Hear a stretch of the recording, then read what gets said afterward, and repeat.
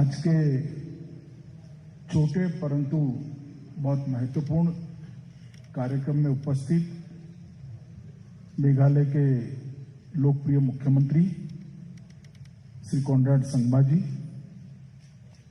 अभी जो पूर्वोत्तर राज्यों की विकास का जिम्मा जिनको माननीय प्रधानमंत्री जी ने दिया है, ऐसा उत्तर पूर्वी विकास मंत्री श्री जी किशन रेड्डी जी यहां पर 6.5 साल तक प्रधानमंत्री जी के विजन को जमीन पर उतारने में जिनका अहम रोल रहा है, ऐसे श्री जितेंद्र सिंह जी,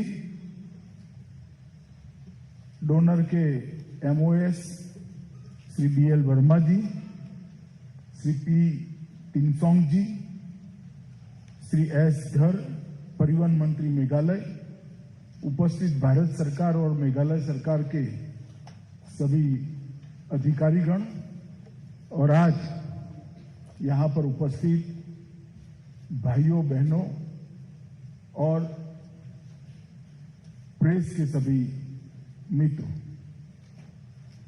आज मैं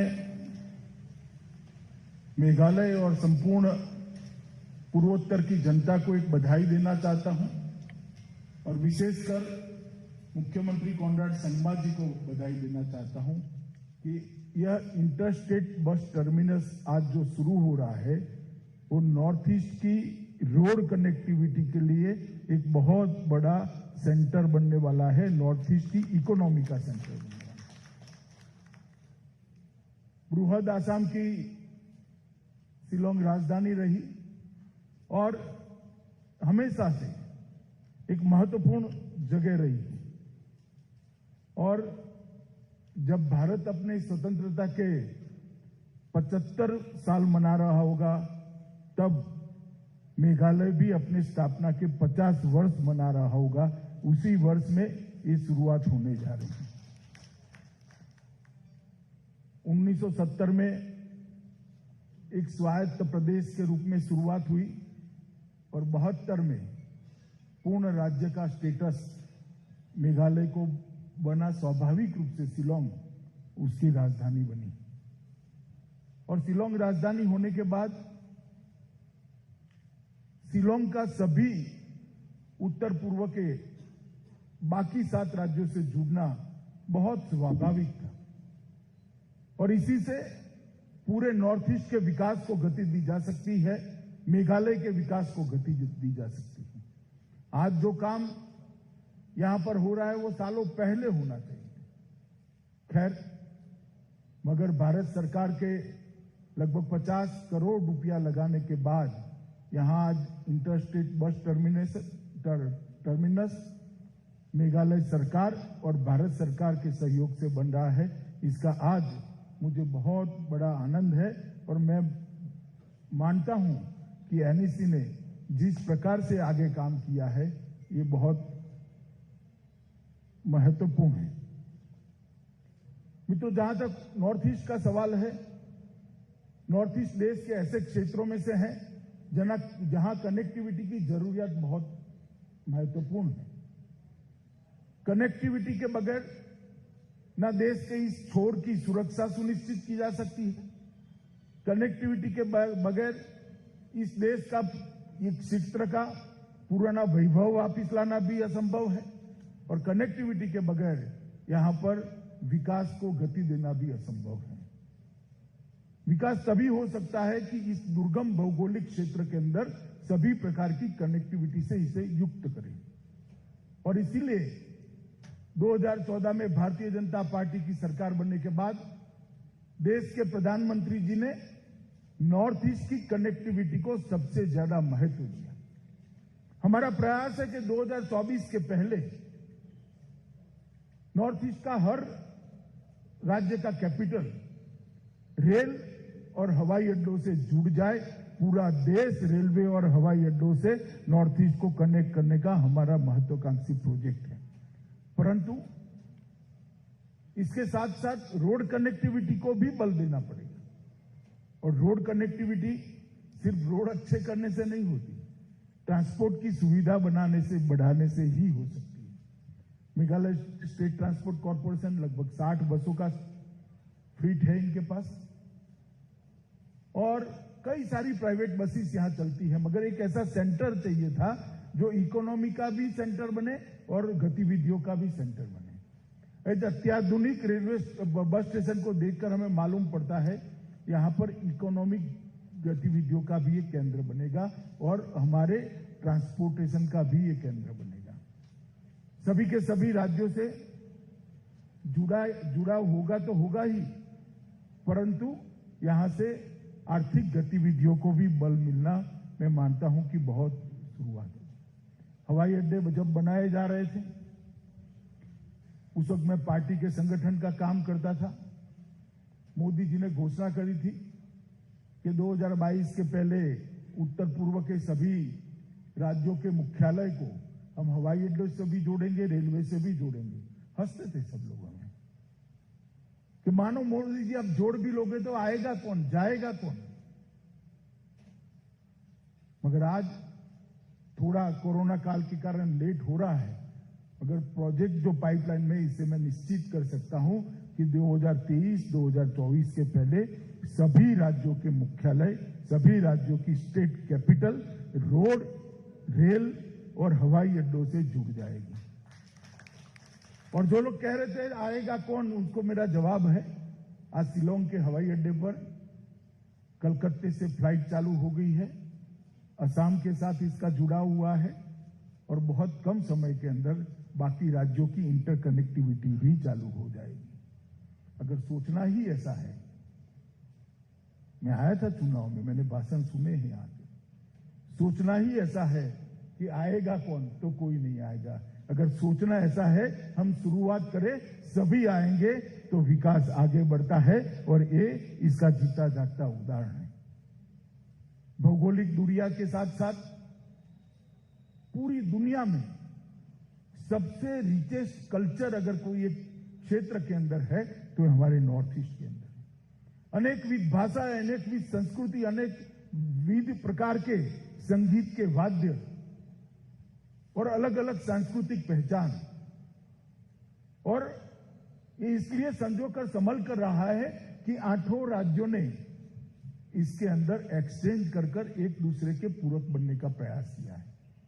परंतु अगर कनेक्टिविटी नहीं है तो ये कल्चर को भी लंबे समय तक हम नहीं संभाल सकते।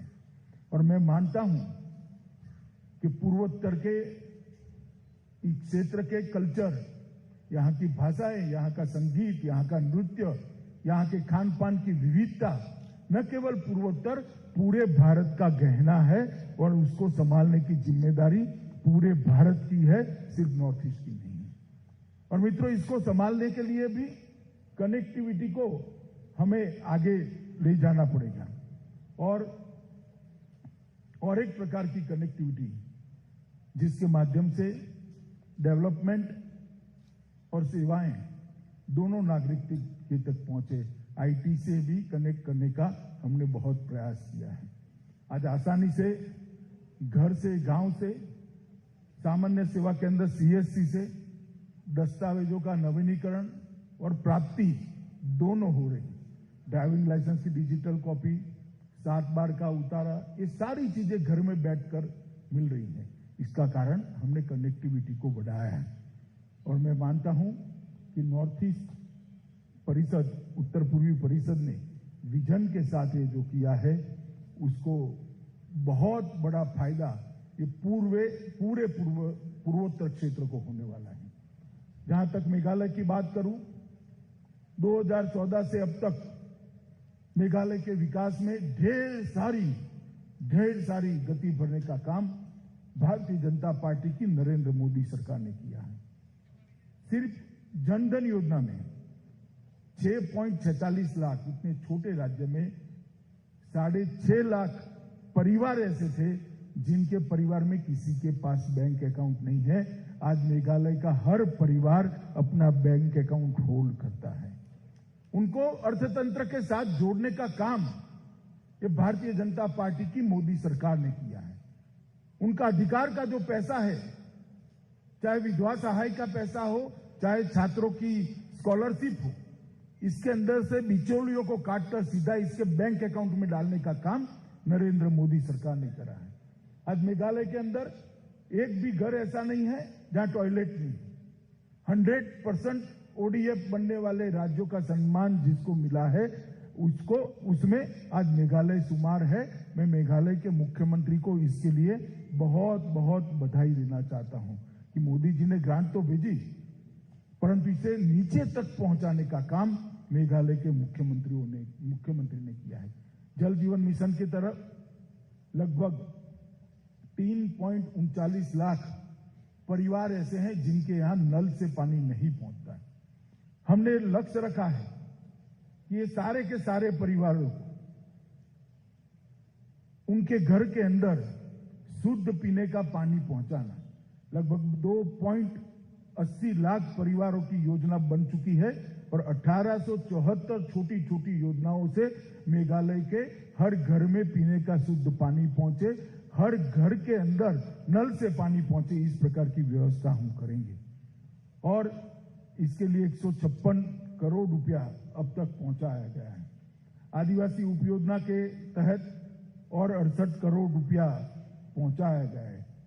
एकलव्य मॉडल विद्यालय सिर्फ मेघालय में 39 एकलव्य रेसिडेंशियल मॉडल विद्यालय बनाने की शुरुआत हुई है।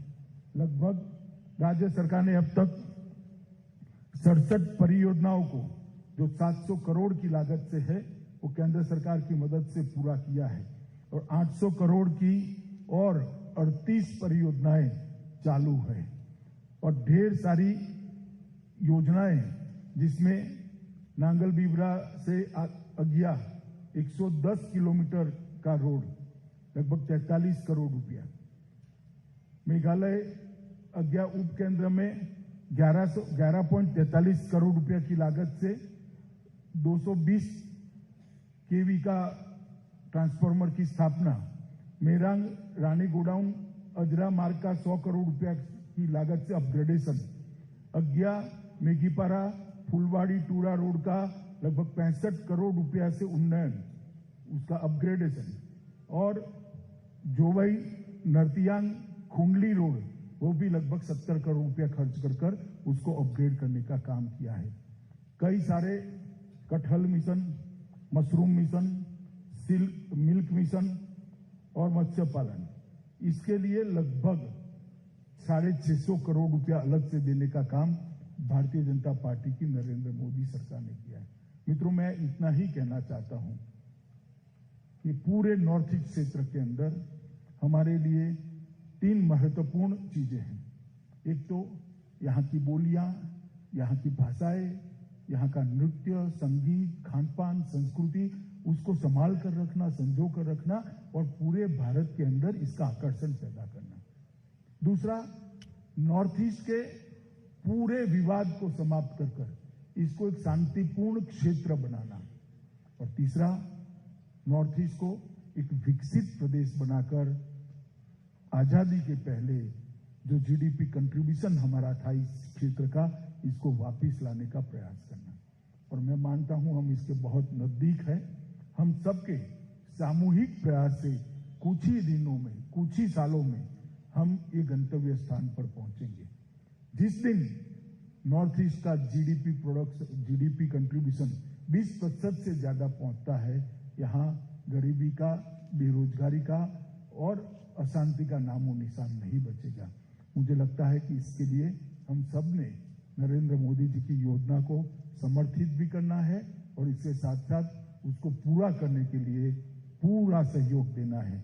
आज मैं फिर से एक बार नॉर्थ ईस्ट के विकास के लिए डोनर मंत्रालय, इसके नए सुकानी श्री किशन रेड्डी जी, उसके पुराने सुकानी श्री जितेंद्र सिंह जी और विशेषकर मेघालय के मुख्यमंत्री संगमा जी को हृदय से बधाई देता हूं और ये अपेक्षा भी करता हूं और ईश्वर से प्रार्थना भी करता हूं कि interstate bus terminal north east के विकास का एक आधार स्तंभ बने।